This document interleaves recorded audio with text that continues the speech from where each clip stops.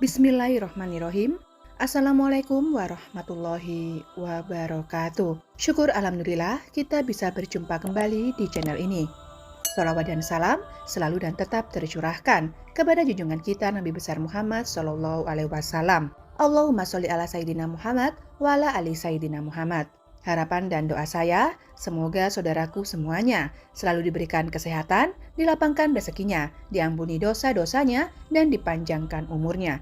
Amin ya robbal alamin. Sahabat beriman yang dirahmati Allah, sholat merupakan ibadah pokok seorang muslim. Seluruh ulama sepakat bahwa amalan yang pertama kali dihisab adalah sholat. Jika baik sholatnya, maka baik pula seluruh amalannya. Namun, jika buruk sholatnya, maka buruk pula amalannya. Untuk itu, kita perlu total dalam melaksanakan sholat, agar pahala sholat menjadi sempurna, baik saat sholat wajib maupun sholat sunnah. Selain harus khusyuk dan menghayati bacaan sholat, kita juga wajib memperhatikan pakaian yang digunakan saat sholat. Jangan sampai kita berpakaian asal-asalan saat menghadap Allah Subhanahu wa Ta'ala. Berikut 7 kesalahan memakai pakaian saat sholat yang perlu dihindari seorang muslim. Yang pertama adalah busana yang penuh gambar. Dari Aisyah radhiyallahu anha, ia berkata, Rasulullah Shallallahu Alaihi Wasallam mengerjakan sholat dengan mengenakan kamisah, jenis baju yang terbuat dari bulu yang ada gambarnya.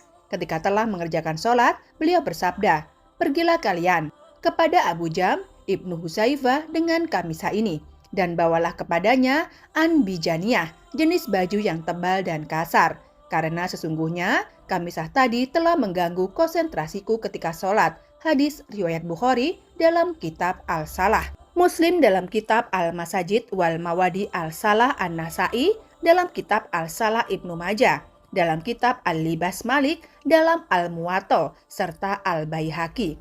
Dalam Al-Sunnah Al-Kubra dari Anas radhiyallahu anhu, dia berkata, dulu Aisyah memiliki kain tipis yang bergambar yang dibuat tutup atau tabir di samping rumahnya. Lantas Rasulullah Shallallahu Alaihi Wasallam bersabda kepadanya, "Jauhkanlah dariku, karena dia selalu tergambar dan terlintas kepadaku ketika sedang sholat." Hadis riwayat Bukhari. Dalam kitab Al-Salah dan kitab Al-Libas, Al-Khastolani berkata bahwa jika gambar yang ada di hadapan bisa mengganggu konsentrasi orang yang sedang sholat, lebih-lebih lagi apabila gambar itu berada di pakaian saat sholat.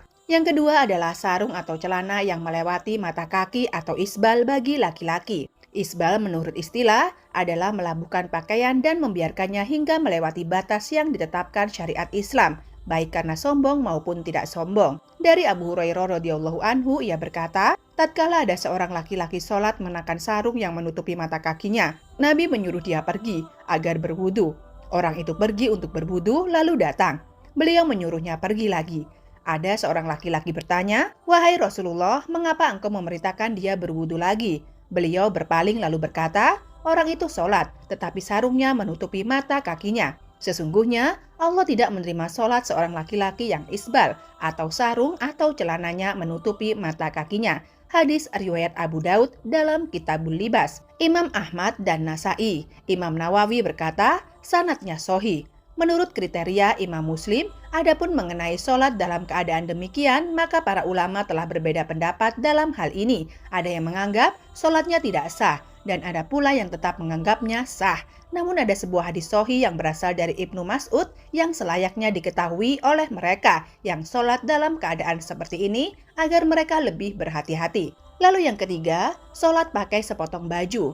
Allah Subhanahu wa Ta'ala dalam surat Al-A'raf ayat 31, "Hai anak Adam, pakailah pakaianmu yang indah di setiap memasuki masjid." Yang dimaksud kata al-masjid dalam ayat ini adalah sholat. Dari Abu Hurairah radhiyallahu anhu, ia berkata, seorang laki-laki berdiri menghadap Nabi Shallallahu Alaihi Wasallam. Lantas dia bertanya kepada beliau mengenai sholat dengan hanya mengenakan satu potong baju.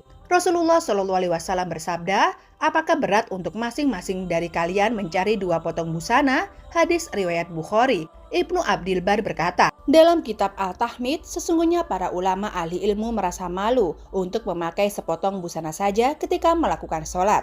Mereka selalu merias diri dengan cara memakai baju terbaik yang mereka miliki, memakai parfum, dan menggunakan siwak. Lalu yang keempat, kemeja atau pakaian pendek, sehingga tersingkap sewaktu sholat. Di samping memakai celana yang ketat, tidak sedikit dari kaum pria saat ini yang juga mengenakan kemeja atau kemeja pendek ketika sholat. Pada saat ruku ataupun sujud, kemeja yang semula menutup celana terangkat ke atas karena terlalu pendek. Pada waktu itulah punggung dan sebagian anggota auratnya terlihat. Jika demikian, aurat yang semula tertutup menjadi terbuka, sedangkan dia sedang ruku atau sujud bersimpu di hadapan Allah Subhanahu wa Ta'ala. Lalu yang kelima, menyingsingkan lengan baju dan mengikat rambut. Di antara kesalahan-kesalahan yang diperbuat ketika sholat adalah menyingsingkan lengan baju ketika akan memulai sholat. Dari Ibnu Abbas ia berkata bahwa Rasulullah SAW bersabda, "Aku diperintahkan untuk sujud di atas 7 anggota badan dan dilarang menjadi satu baju atau menyingsingkannya dan rambut atau menjalinnya." Hadis riwayat Imam Muslim dalam kitab As-Sholah, An-Nasai dalam kitab As-Sholah, Ibnu Majah dalam kitab Iqamah al-Salah, dan Ibnu Huzaimah dalam kitab As-Salah. Lalu yang keenam, kedua bahu terbuka. Dari Abu Hurairah radhiyallahu anhu berkata, Rasulullah Shallallahu alaihi wasallam bersabda, "Salah seorang dari kalian tidak boleh sholat dengan satu busana yang di pundaknya tidak ada penutupnya, sedikit pun." Muttafaq alaih. Kemudian yang ketujuh, baju ketat yang menggambarkan lekuk tubuh. Rasulullah ketika melihat Jabir bin Abdullah datang kepadanya malam hari, lalu dia sholat malam bersamanya. Sedangkan waktu itu, dia hanya menyelimutkan pakaian yang sempit, sehingga membentuk semua tubuhnya. Beliau menasihati, jika pakaian itu sempit, jadikanlah sarung atau ikatkan kainmu, mulai di atas perut sampai ke bawah. Jika kainmu luas sekali, maka selimutkan ke seluruh anggota badan. Hadis riwayat Bukhari dalam Kitabus Shalah. Dalam kitab Al-Um, Imam Syafi'i berkata, jika orang sholat memakai baju tipis sehingga kelihatan kulitnya, maka tidak sah sholatnya. Syekh Al-Albani berkata bahwa celana ketat itu mendatangkan dua macam musibah.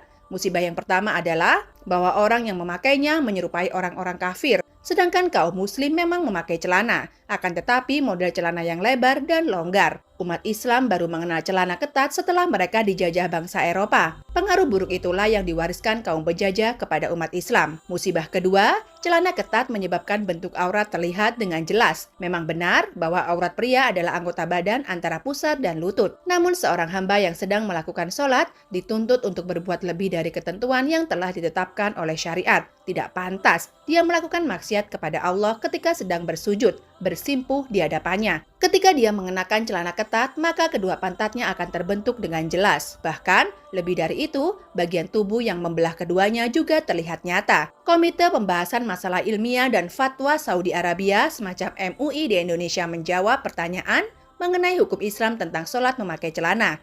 Jawaban yang dirumuskan adalah sebagai berikut. Jika pakaian tersebut tidak menyebabkan aurat terbentuk dengan jelas, karena modelnya longgar dan tidak bersifat transparan, sehingga anggota aurat tidak bisa dilihat dari arah belakang, maka boleh dipakai ketika sholat. Namun, apabila busana itu terbuat dari bahan yang tipis, sehingga memungkinkan aurat yang memakainya dilihat dari belakang, maka sholat yang dikerjakan batal hukumnya. Jika sifat busana yang dipakai hanya mempertajam atau memperjelas bentuk aurat saja, maka makruh mengenakan busana tersebut ketika sholat, terkecuali jika tidak ada busana lain yang dapat dikenakan. Wallahu a'lam bishawab. Demikian yang bisa saya bagikan, semoga bermanfaat untuk kita semua. Wa akhiron, wabila taufik wal hidayah. Wassalamualaikum warahmatullahi wabarakatuh.